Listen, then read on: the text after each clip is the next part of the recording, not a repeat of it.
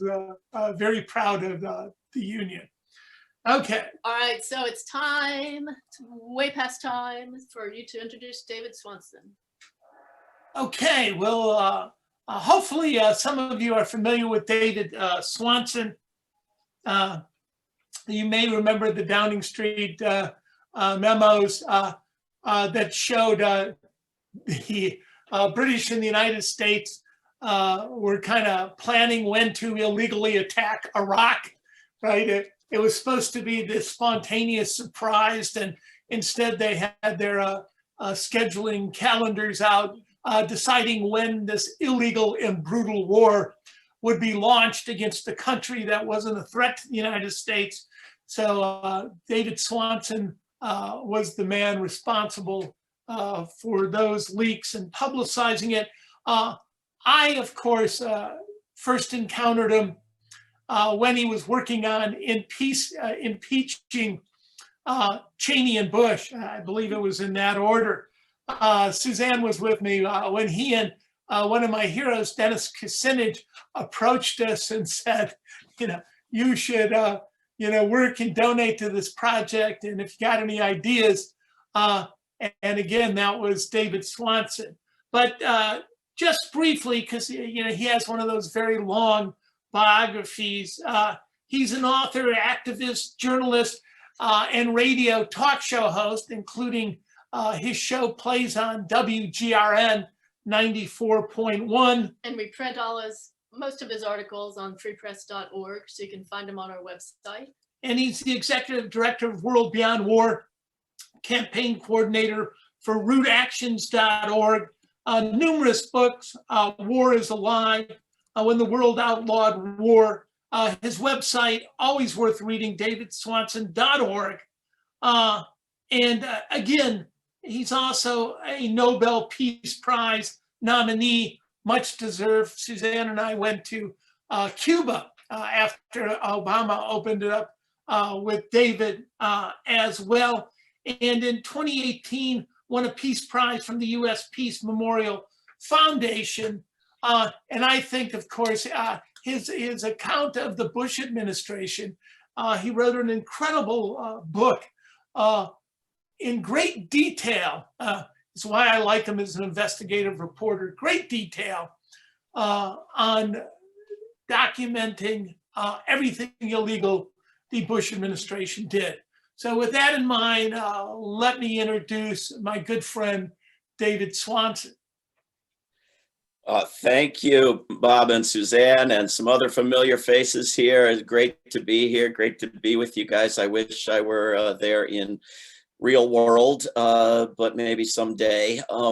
I got a chance earlier today to write down and post on my website, davidswanson.org, what I called 27 things you can do to let there be peace on earth. And if you want to, and I put, web links and how to actually get involved in each of these 27 things at the end of each item. So if you want to go to davidswanson.org, it's the top article there, but maybe I can list at least some of them, and then we can talk about the ones you want to talk about, or the things that are missing that should have been here that you want to talk about.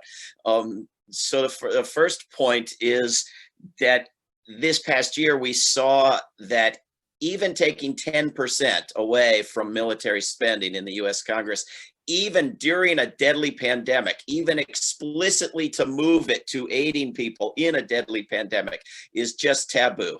Is just beyond the pale, cannot be done without a lot more organizing and pressure and education and transformation. But some sort of something or other that's going to get called a Green New Deal is on the table. And the very best chance of a decent Green New Deal with serious funding and serious policy changes is to get some money out of the military. And the very best chance of getting any money out of the military and reducing the risk of nuclear apocalypse and the endless disasters of militarism is to get some of that money into a Green New Deal. So this is something we need to be talking to Congress members about. to allies and organizations about, to every single environmentalist organization that calls itself decent and humanitarian, but is afraid to mention the existence of the military budget. We need to be talking to them about this. And there's some links and some resources in the article. When this was happening months ago and Congress was refusing in great bipartisan harmony to take 10% out of militarism, Congressman from Wisconsin, Pocan, and Congresswoman Barbara Lee from California announced that they were going to create a so-called Defense Budget Reduction Caucus. So Congress members who want to get money out of militarism and into all things decent and good, we're going to form a caucus. And then nothing's been heard of it since. And so there are petitions and efforts to get them to follow through, create the caucus, give it a website, list its members, let us lobby our Congress members to join it. What will it do, et cetera. Number 3 on my list, the single biggest enemy of the Pentagon is not actually some 2-bit military that spends 3% of what the US does on militarism and is a great threat to the planet. No, it is college. It is free college. It is treating college as part of public education. And to the extent that we can make that happen, we will accomplish a tremendous good in itself, as well as achieving the last thing the Pentagon wants. And there are countless organizations that are going to be pushing this agenda, which has to start with canceling student debt. One of them is one I work for, rootsaction.org. A lot of things have changed in these past 4 years. A lot of new things have happened. For one thing, Congress for the first time has used the War Powers Resolution from back in the early 70s to end a war, the war on Yemen. Unfortunately, Trump vetoed that. So we have to bring that up again. We have to make sure that Congress does it again and Biden does not veto it. The other thing that's happened, the flip side of that is that Congress has developed this new policy of forbidding a president to end wars. So they tried to end one war. They've forbidden Trump to pull troops out of Afghanistan, to pull troops out of Germany, for God's sake. 75 years would just be too rushed.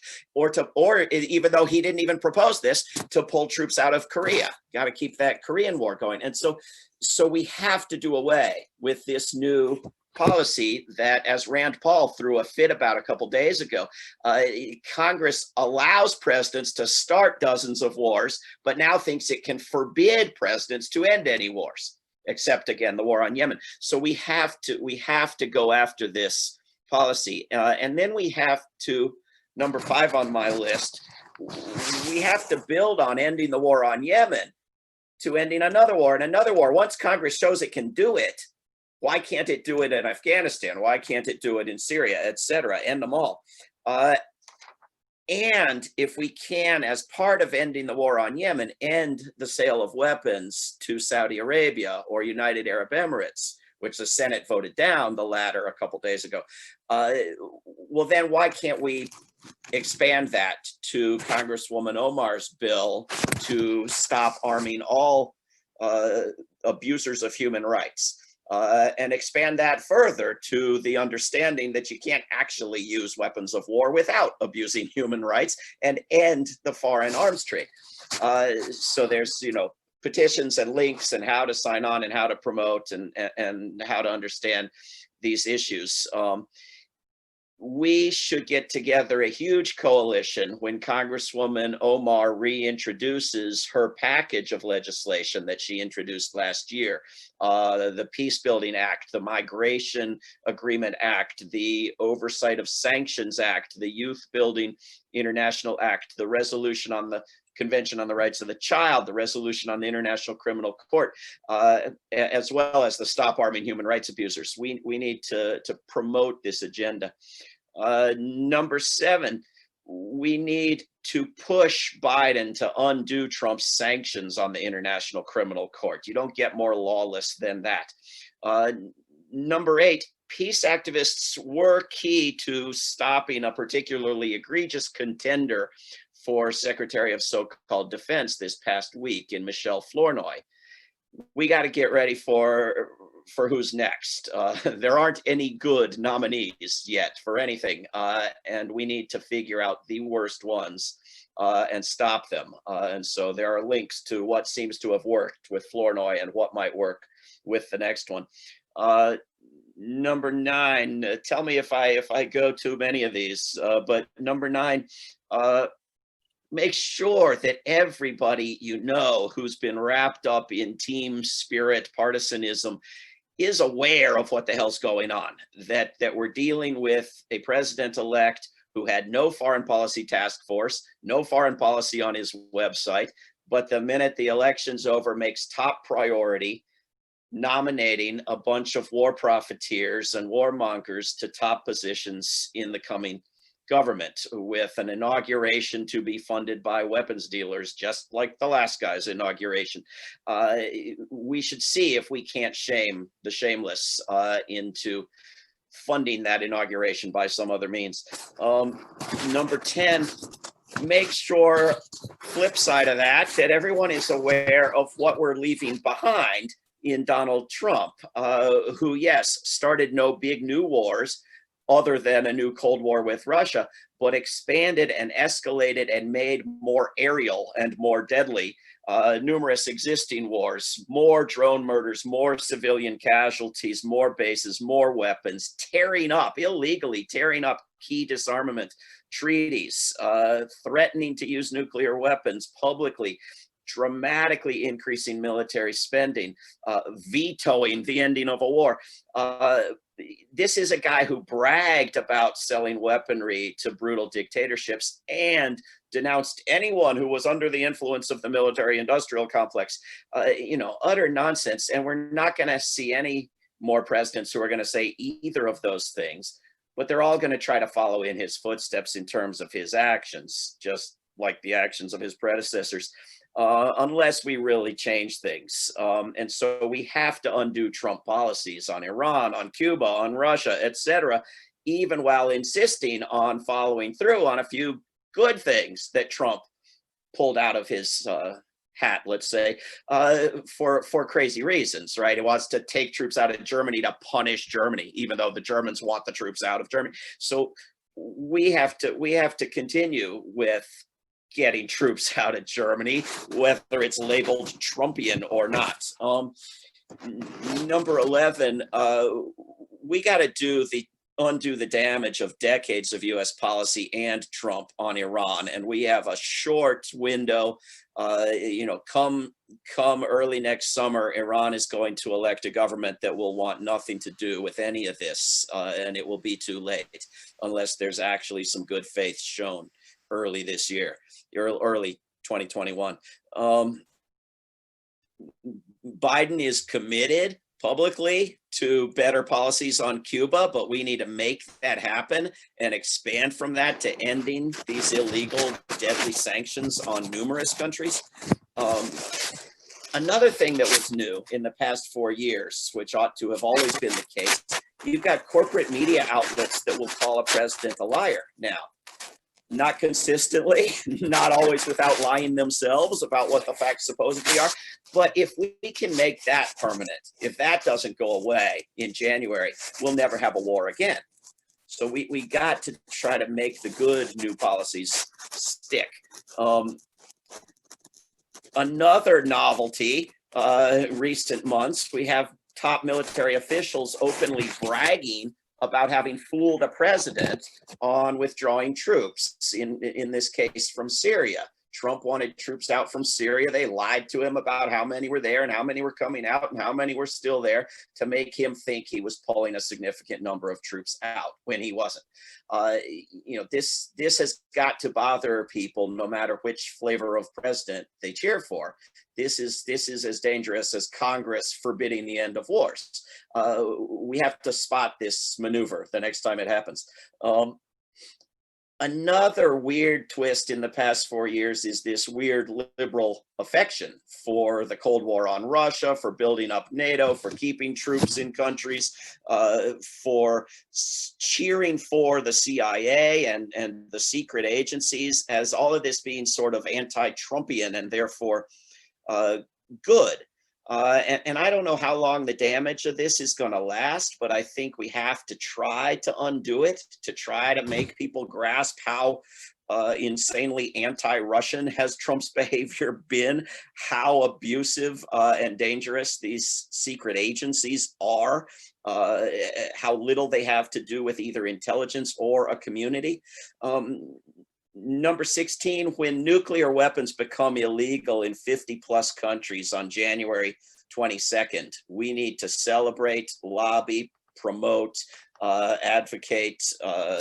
There's a whole toolkit of events and things that are happening at online events at the link that I provide. We need to build organizations to work on these issues. We're at World Beyond War, we're starting chapters everywhere. There are all kinds of organizations that can work together on these issues. We need to use the online events that have become so much a part of what we can do. In the interest of letting you all say something or ask something, I'm going to skip a bunch of these, but again, there are 27. I'll give you the last two. Number 26, if you're in Ohio, elect Nina Turner. And number 27, wear your goddamn mask. And with that, if you wanted to discuss anything, I'm all ears. Okay, let's see if there's anybody who wants to say a question. And while they're asking their question, I'll look in the chat to see if there was any written questions. Does anybody want to talk to David? I was thinking maybe Connie Hammond, you might have something to say about Israel. Now, I had a question, David. I mean, despite, Trump's irrationality and his kind of faux Mussolini shtick, I mean, a lot of what came out of this Russia, they seemed logical to be doing what they were doing in terms of our expansion. Remember, James Baker said we weren't going to go an inch into, Eastern Europe. Is that, I mean, we put troops in the Baltic states. I mean, we backed a coup right in the Ukraine and tried to get them into NATO and the European Union. What's Biden's policy going to be? Is he just going to go along with that incredibly weird expansionistic, I think, attack on Russia, which has caused Putin to be so reactionary? Well, remember that even though it was Trump who sent weapons into Ukraine, which Obama wouldn't even go that far, and it was Trump who organized the biggest war rehearsals in, half a century in Europe, and attacked Russian energy deals and tore up agreements Russia wanted, like the Iran agreement, and illegally tore up decades-old disarmament agreements with Russia and refused Russian openings on cyber war and weapons in space and so forth, and was absolutely the worst slave of anyone in the history of slavery. And Putin should have got his money back, right? If all of that nonsense had any truth to it.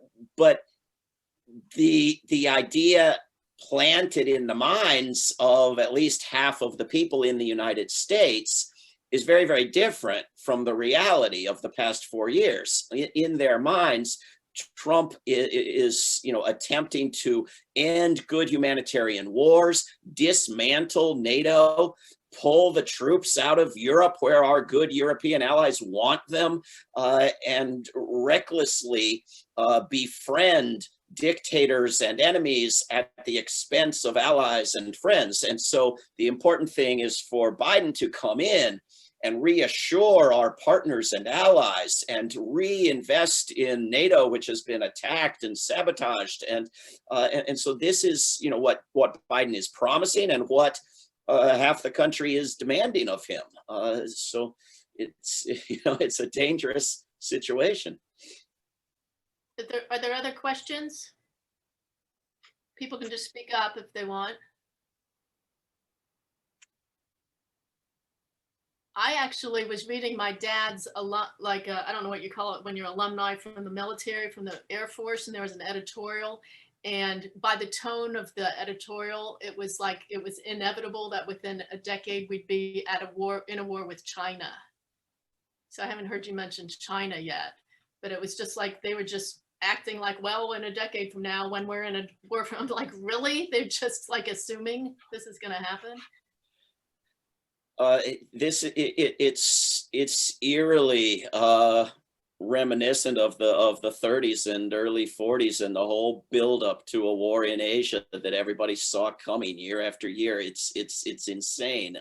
You can find on my website a link to a webinar with a bunch of great speakers happening this coming Tuesday night on this topic of war with China.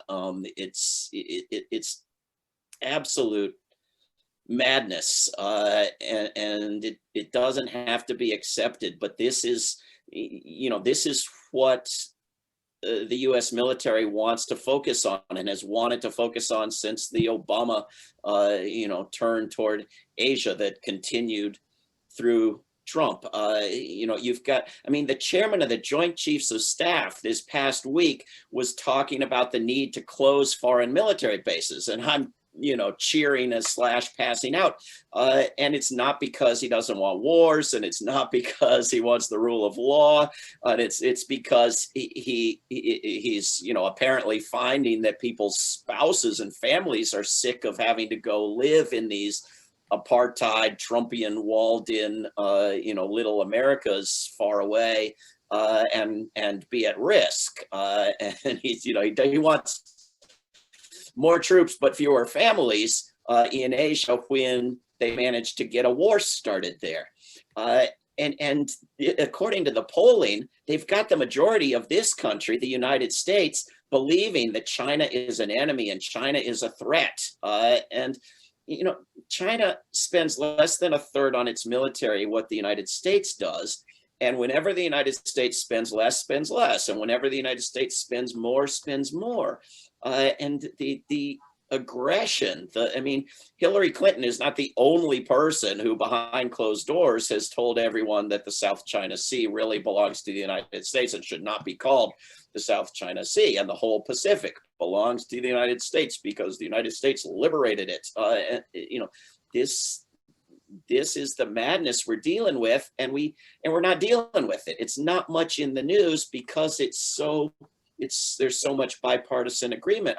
They just gave the Pentagon $741 billion, and by most of the media accounts, you'd think it was all for renaming bases that had been named for Confederates, because that's what the disagreement was between the Republicans and the Democrats on spending, $740.99999 billion on weaponry.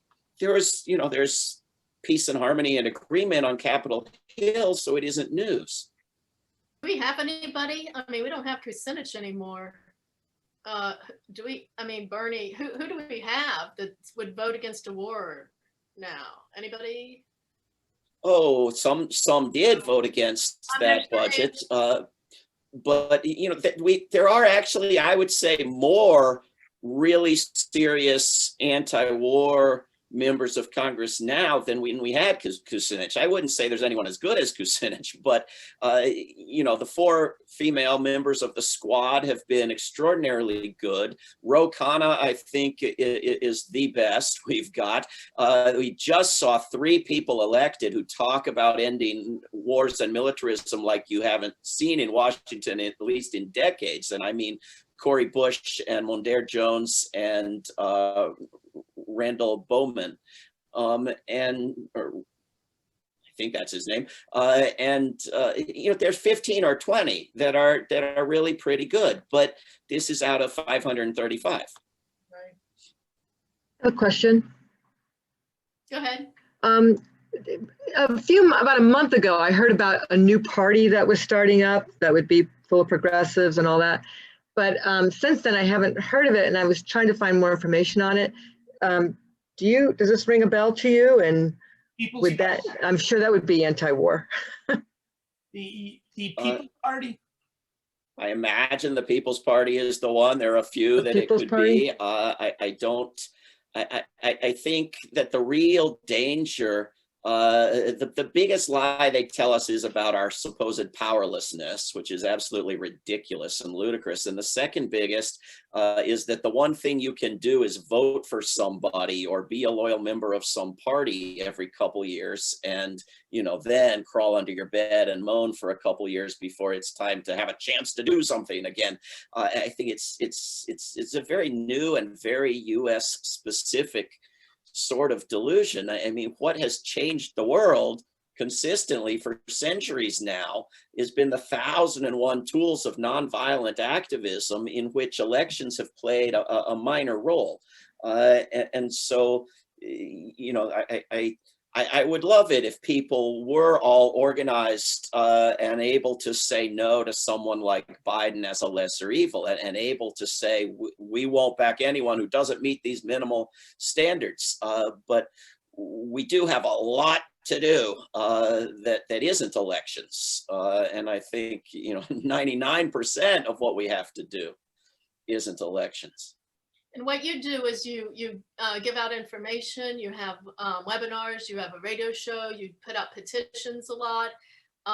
What can people do to not only support what it is you're trying to do and the people that you work with? I mean, obviously we can do things that are online. What else would be like the main thing you would tell the people in this call to do? Well, I tried to come up with 27 of them. Okay. I don't know which is the main one, and I didn't get to a dozen of them. But I think someone posted the link to it in the chat. I think it's important to be part of global and national actions and to be part of local actions. It's as easy as falling out of a tree to get local governments and institutions to divest from weapons, which is a great educational process for people in the area when you do it, to demilitarize police forces, to go after the pollution and other harm done by bases, to create studies of conversion to peaceful industries in localities and regions and states. I mean, these are all things that are relatively very easy to get successes at while working on the national and global scene where it's harder. And so it's important to do these online events and do these global online events that World Beyond War is doing, where we use we and our and us to mean a global community of peace activists, not the Pentagon. But it's good to do what can be done wisely and safely in a pandemic locally, in terms of lobbying and education and agitation and protest and nonviolent resistance. All the many tools that have always been used to change the world. I have a question. My name is Doug. Do we have any indication what the Biden administration's plans are with regard to Iran? Because like you said, that's going to be a kind of a close window there. Well, he has always claimed and still claims that he wants to rejoin the agreement that was never a treaty, but was an agreement with several countries, including Iran, about Iranian nuclear weapons. And the Iranian government has maintained openness in the face of protests and demands from some segment of the Iranian population following assassinations and so forth. It has refused to kick out inspectors and abandon the agreement. And so there's every possibility, but Iran wants the sanctions ended. People are dying. People are dying in Iran for lack of medicine, for lack of food, for lack of income because of these sanctions, which are punishment of a whole population in violation of the Geneva Conventions. And, Biden has never said he'll end all the sanctions. He's never said he'll start telling the truth about Iran. He's never said he'll stop, pushing Iran as a threat, or claiming without evidence it's building nuclear weapons or anything of the sort. And so we need good faith, aggressive efforts by the Biden people immediately, if not before inauguration, to say we are going to end sanctions. We are going to rejoin the agreement. We are going to open normal relations between the United States and Iran. This is what's needed before the Iranian elections in June, which may be too late for any of that. Thank you. I had a question for David. Yeah, please. Yeah, I just was, maybe it might be a silly question, but sorry, I'm trying to park my car. With all the organizations, I've seen it firsthand with Repeal HB 6, all the organizations we have fighting for the same causes that don't know about each other. Do you think there will ever be another umbrella like Bernie that we can all get under? Like, I've always thought, maybe we'd have like a labor party or a labor movement, or something that we could all get under that's just got a few basic things that we all agree on, like we did with Bernie with, Medicare for all, education, affordable housing, stuff like that. Do you foresee anything like that coming in the future? And if so, what would it be? What would it look like? Well, I have very mixed feelings about one locating themselves under the umbrella of any individual, and even more so a politician. I mean, there was some things very, very good about the media attention and the energy and the organizing of the Bernie campaign. The best things about it were the ways in which the Bernie campaign was improved from the previous Bernie campaign of 4 years earlier by organizations that hadn't identified themselves as subservient to the Bernie campaign, right? The anti-racist groups, the anti-war groups. I mean, many of us publicly petitioned and privately met with staff and lobbied the Bernie campaign and Bernie's Senate office to do better on foreign policy. And they did much better on foreign policy the second time around than the first time around. And so I think maintaining independence and principled stands on policy while working with candidates to the extent it's useful is better. Now, you could raise the same question about independent, non-electoral groups working on various policies. Why don't they all unite into one big thing? I think one reason is that they don't all agree on everything, and another reason is that in those areas where they do agree, they do often unite much more than I think we often realize. And groups that want the same thing on Yemen or on Syria or on militarized police or on any particular issue are often very big, uncomfortable coalitions that disagree on lots of other things. I mean, when I was telling people to support Rand Paul 2 days ago, but predictably enough, what did I hear but all the millions of things people disagree and I disagree with Rand Paul on? Is putting somebody's name on a movement, creates all the problems, all the things. So the reason I work with World Beyond War is that it's global, not national, not local, and it goes after the whole institution of war. And where there are other groups that are going after a particular war or a particular weapon and so forth, we'll work with them.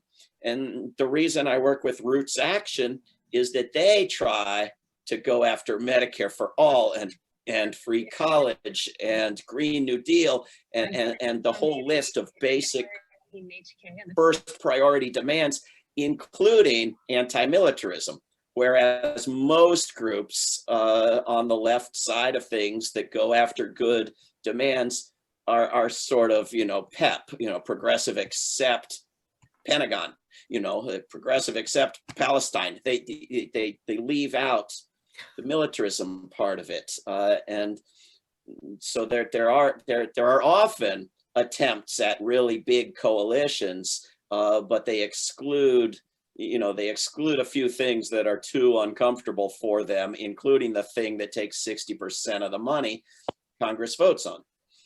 Yeah, no, I was just, if I could just real quick follow up, I just wanted to say, it was just the apathy. I feel like those big movements, I feel like that's the best weapon to fight the apathy that I feel like everyone in this group feels that we're all fighting, of just people not caring. Yeah. Well, I mean, Roots Action's position, which I didn't 100% agree with myself personally, but was get everybody to vote for Biden and then go after him the next day. And so I'm delighted to be part of the going after him from the next day part of that. And the problem is that some people really do this lesser evil calculation and then go after him the next day. Most people, within 10 minutes of picking the lesser evil candidate, have started to think of him or her as the greatest good in the history of the world candidate, and their duty to be on that team, and their duty to think only thoughts that are pleasant about that team. And so it's a real chore after every election to try to get people to go after the candidate that they voted for. But obviously that's what's needed, and that's the worst thing about elections is the consequences that it creates among the people after the election. It's when Obama moved into the White House, it was too early to challenge. It was too early. It wouldn't be polite. It would be racist. It would be, and it never ceased to be too early. There wasn't any moment when everybody said, oh, now it's okay to challenge Obama and push him to do better. It never happened. So I just want to say Dusty is modeling the repeal HB 6 mask that his group, along with the yard signs and masks, were given out. Thank you very much, Dusty. For those of you who don't know him, the largest bribery scandal in the history of Ohio. Dusty was responsible for making sure everybody got their yard signs. So thank you. And if you All want, right. I guess there's still some available, right? So Connie Hammond, I knew you were going to step in here with a question. David, just, Connie, and she brought you into town before, so she got a question. Great. Yeah, David, it's so good to see you again. And I know you've been on a lot of webinars recently, and I try to promote those. Just picking up on what you said earlier, I'm wondering if in your list of things that we could do, would supporting Betty McCollum's Bill 2407 about Palestinian children in Israeli military detention, I think that might be an important bill to urge people to support too. We've been trying to get more congressional co-sponsors with our Jewish Voice for Peace group. This $4 billion, over $4 billion that we send to Israel, it's just atrocious. And this bill, at least, falls short in some things. It would set a precedent for conditioning some of this military assistance on human rights violations. Yes, I think it's excellent. I think it's a good bill. I think it's a good effort, a good topic. I support it just as I support Congresswoman Ilhan Omar's bill on stop arming human rights abusers. I think it's a step, and I think it's a step we should take with the proper rhetoric around it, so that we're making clear to people that there isn't some way to commit genocide that doesn't abuse human rights. There isn't some proper way to use Boeing's products, well, that doesn't abuse human rights. And I think, every time Trump wants to meet the leader of North Korea, or Bernie says something about Fidel Castro that falls short of, burn him at the stake, people sort of freak out and say, what's happening? the forces of good in the universe are supporting a dictator somewhere. And I think it would be very useful if people in the United States knew that the US government for years and years now has armed and funded and trained and supported almost every dictator and oppressive government on the planet, right? By its own definition of what are the most oppressive governments, the United States arms or trains or funds or more than one of those, the military of 96% of them. Right. So that's the normal, just talking to somebody, is far better than the normal. And I think we should eliminate military aid from our vocabulary. I think it fits with humanitarian rape. I don't think there is military aid. It doesn't aid people to be shipping these weapons. The places we think of as violent, North Africa, Middle East, Central Asia, with Israel and Saudi Arabia and a few minor partial exceptions, there's not a single weapon manufactured in the whole area. Where do all the weapons come from? Overwhelmingly, they come from the United States. It's very hard to find a war without US weapons on both sides of the war. Right?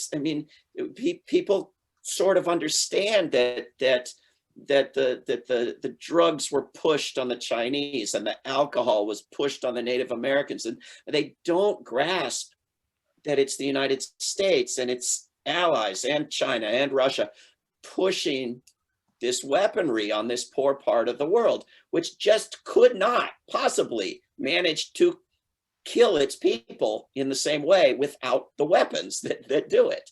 It couldn't be done. I have a question on that.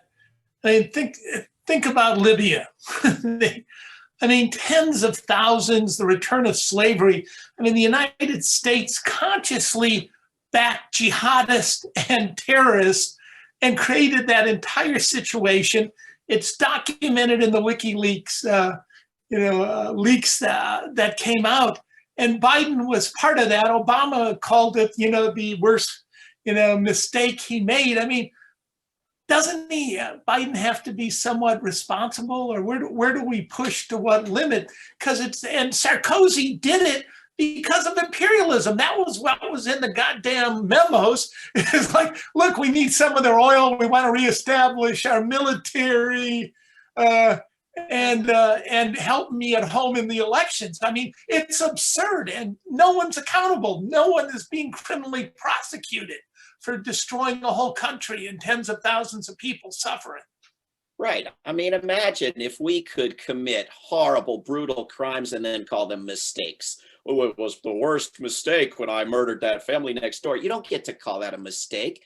But if you do it on 1,000 times the scale, oh, well, then it was just a slight misstep and poor calculation, but it was a well-intended mass slaughter. If you read the email that Neera Tanden, who's now nominated for high office by Biden, wrote to her colleagues, she said that, and she's speaking as someone who had advocated hard for attacking Libya.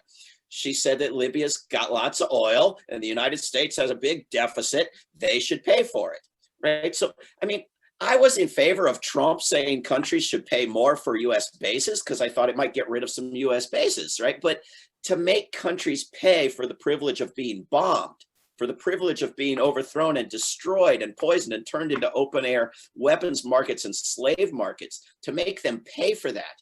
This is a new level of madness. Right. And to take that crowd, to take the people who've been part of every foreign policy mistake Biden's been part of for decades and gone beyond and agreed with Trump on things Biden opposed, and nominate them all for high office with not a one of them who isn't a board member of a weapons company.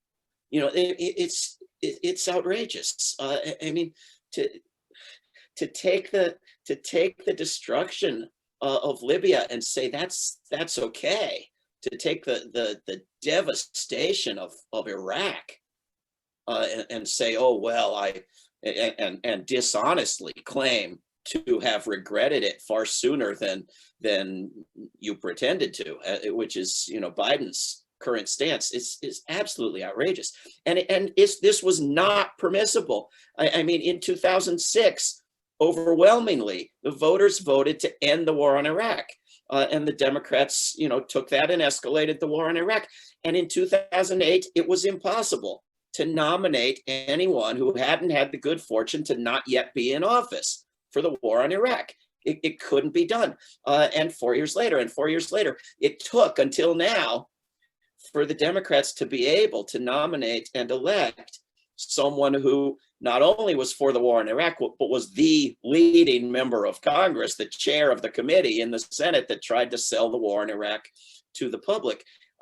This is a horrible step backwards, because we had taken a great step forwards and prevented numerous wars because of the war in Iraq, prevented attacks on Iran because Congress members didn't want to be the jerk who voted for another war in Iraq.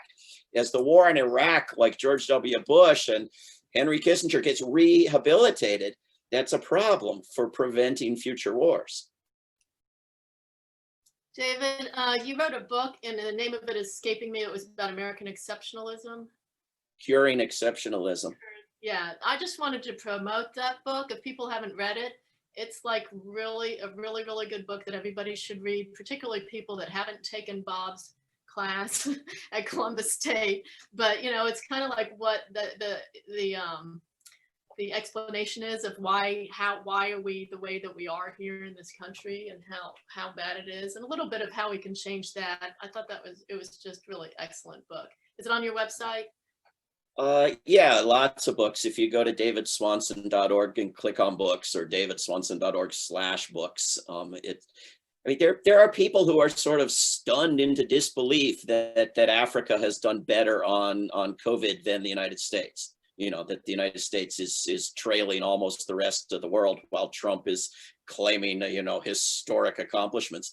But this is normal. The United States does worse on most things than most of the rest of the world, and consistently does worse than just about every other wealthy country on just about anything good or decent or significant. And so in that book, I tried to find something where the United States was number one, where it was the best at something, and it can't be done. And so there was, to their credit, there was environmental groups who put out a report this week that didn't put in this nonsense about the US needs to lead, or even the US needs to catch up, but the US needs to do its fair share in undoing its greater share of damage to the environment. And that's the position we need on militarism, as well as climate destruction, as well as other issues. But we can't get to it as long as there's this nonsense pretense that the U.S. is the leader, that the U.S. is the one indispensable nation that occasionally screws up, that what we need is a better flavor of patriotism. We have to outgrow that nonsense. So I realize we've gone way past the time that we told you that this was going to be. So I hope that, I don't know if people have more questions. I hope we're not keeping you up too late or on too long. But if we can just wrap up a little bit and take the last few questions. I think I said, was it Mark? Did you have something, Stansberry? This is a great conversation that we've had tonight. I think we need to do another to include more movements that are in there, to maybe even put together some kind of early year, within the 100-day thing. Of the administration to do some kind of people's forum, and it would be great that Free Press or its groupies could help out with. I think it'd be a great thing to do. Yeah, it's been a great. The one thing that is missing is, and David knows, he mentioned that we need to build a major coalition, right, to make something work. Can you speak a little bit more about who you would like, say, your first three picks? You're going NBA All-Stars. Who are they? Wow. I don't know. I work on anti-militarism more than anything else because I don't have the capacity to work on everything, and because it seems the single most important thing, but also because it seems like the thing that's left out of the coalitions that could unite a bigger, stronger coalition. That is, if big environmental groups like local chapters who are totally down with it, but if big, well-funded environmental groups honestly looked objectively at what are their biggest enemies, who's doing the most damage to the natural environment, as well as where is the money that we need, they would be going after militarism. If anti-racist groups, and to their great credit, some of them do, Black Lives Matter, Poor People's Campaign, do understand and act on this, but if they looked at how the militarism and the wars increase and spread the racist violence back, quote unquote, at home, there would be absolute unity, as Dr. King recommended years ago, between anti-racist organizing and anti-militarist. If groups that wanted to get guns off the streets in the United States, or wanted funding for anything good or decent in the world, or wanted open, accountable government without the excuse of secrecy to protect from enemies, if those who wanted civil liberties and civil rights respected, I mean, there isn't an issue where the military isn't a big part of the problem. But there are so many advocacy organizations and even movements that that avoid that topic because it's uncomfortable to go up in the face of the flags and the songs and the hell that came down on people who took a knee during a national anthem, bought and paid for by the Pentagon. So part of what I've worked on with some success, but a million miles to go, is forming a broader coalition that includes anti-militarism and finds greater areas of overlap by doing that. Yeah, the anti-colonial perspective of the racial justice folks right now does open us to that ability, and I encourage us to do that. Yeah, thank you. Yeah, Bob, Suzanne, great job. Is this our holiday thing? This usually December we have the little holiday attitude, and I see you all greened up, so you're close to it. So that's good. The old bandana. But yeah. Any other questions or comments for David? Otherwise, we want to thank him very much. And David. Thank you. Yes, it seems like we really need you and need you to continue to keep writing and keep sending us petitions, and everybody get on his email list, and you can find out what he has to say pretty much every day with an article or a podcast, and telling you about his radio shows, which play on WGRN at 7:30 a.m. on Wednesday mornings. And anything else? No, we can go around. And Last see word? who's here.